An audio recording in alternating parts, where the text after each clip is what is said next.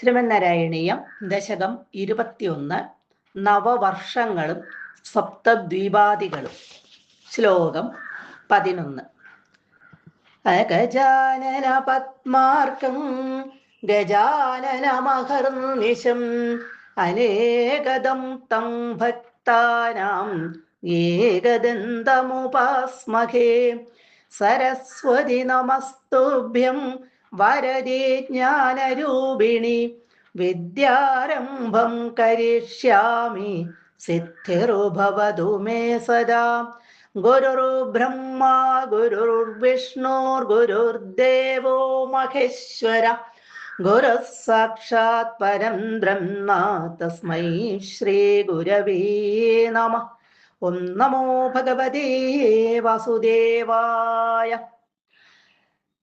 സർവൈർധ്രുവാദിഭിരുടുപ്രകരൈർഗ്രഹൈശ്ച പുച്ഛാദികേഷു അവയവേഷ്വഭികൽപ്യമാനൈ ത്വം ശിംശുമാരവപുഷാ മഹദാമുപാസ്യ സന്ധ്യാസു വൃന്ദി നരകം മമ സിന്ധുശായിൻ.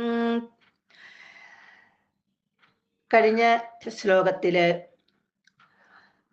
ദ്വീപുകളെ കുറിച്ച് പറഞ്ഞു. ആദ്യം ജംബുദ്വീപത്തിലെ ഭൂഖണ്ഡങ്ങളെ കുറിച്ച് പറഞ്ഞു. അത് കഴിഞ്ഞ് പ്ലാക്ഷം മുതലായ ദ്വീപുകളെ കുറിച്ച് കഴിഞ്ഞ ശ്ലോകത്തിൽ പറഞ്ഞു. ഇനി ആകാശത്തിലെ കാര്യങ്ങളാണ് ഇതിനകത്ത് പറയണേ. അവിടെ ഭഗവാൻ ശിംശുമാരത്തിന്റെ ഒരു വലിയ മത്സ്യത്തിന്റെ ആകൃതിയിൽ, അത് മുതലയുടെ ആകൃതിയിൽ എന്നും പറയപ്പെടുന്നുണ്ട്, ഒരു വലിയ മത്സ്യത്തിന്റെ രൂപം ധരിച്ച് ശിംശുമാരം എന്നാണ് അതിന് പറയുന്നത്. ആ മത്സ്യത്തിന്റെ വാലിന്റെ സ്ഥാനത്ത് മുതല് ഓരോരോ സ്ഥാനങ്ങളിലായിട്ട് ധ്രുവ നക്ഷത്രം ഉൾപ്പെടെയുള്ള മറ്റ് നക്ഷത്രങ്ങളും ഗ്രഹങ്ങളും ആകുന്നു എന്ന് പറയപ്പെടുന്നു.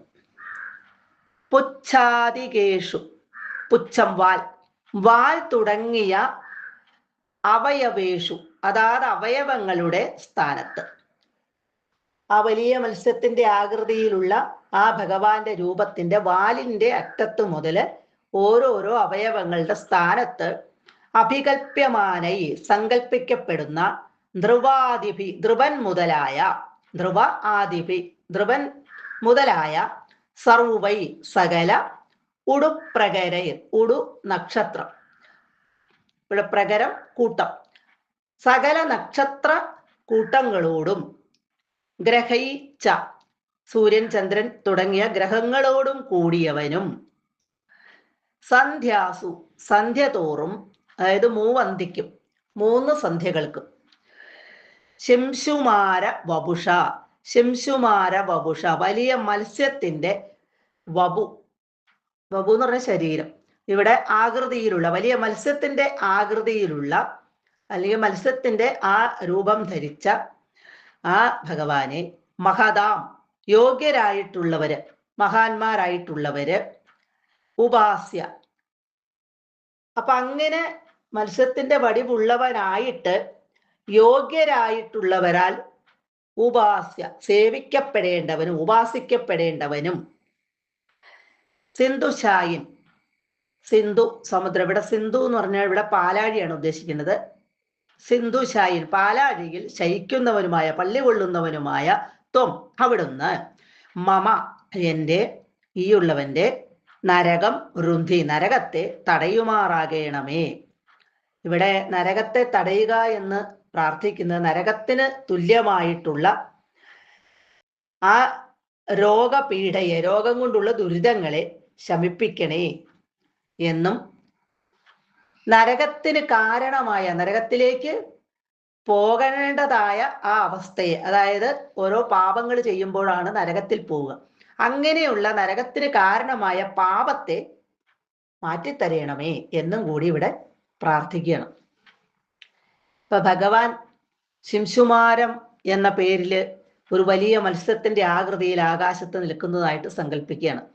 വാല് തുടങ്ങിയ ഓരോ അവയവങ്ങളുടെ സ്ഥാനത്ത് ധ്രുവൻ മുതലായിട്ടുള്ള നക്ഷത്ര സമൂഹങ്ങളും സൂര്യൻ ചന്ദ്രൻ തുടങ്ങിയിട്ടുള്ള ഗ്രഹങ്ങളോടും കൂടിയവനും മൂവന്തിക്കും സന്ധ്യ തോറും ഇവിടെ സന്ധ്യതോറും എന്ന് പറഞ്ഞാല് 3 സമയവും ഉദ്ദേശിച്ചാണ് ഇവിടെ പറയണത്. മൂവന്തിക്കും എന്ന് പറഞ്ഞെങ്കിൽ ശിശുമാരത്തിന്റെ ആ വടിവുള്ളവനായിട്ടുള്ള ഭഗവാനെ യോഗ്യരായിട്ടുള്ളവരാൽ സേവിക്കപ്പെടേണ്ടവനാണ്. അങ്ങനെ സേവിക്കപ്പെടേണ്ടവനും പാലാഴിയിൽ പള്ളി കൊള്ളുന്നവനുമായ ഭഗവാനെ ഗുരുവായൂരപ്പ, ഈ ഉള്ളവന്റെ നരകസമാനമായിട്ടുള്ള, നരകത്തിന് തുല്യമായിട്ടുള്ള രോഗങ്ങളുടെ ദുരിതങ്ങളെ മാറ്റിത്തരയണമേ, അതുപോലെ തന്നെ തൻ്റെ പാപങ്ങളെയും മാറ്റിത്തരയണമേ എന്ന് ഭഗവാനോട് പ്രാർത്ഥിക്കുകയാണ്.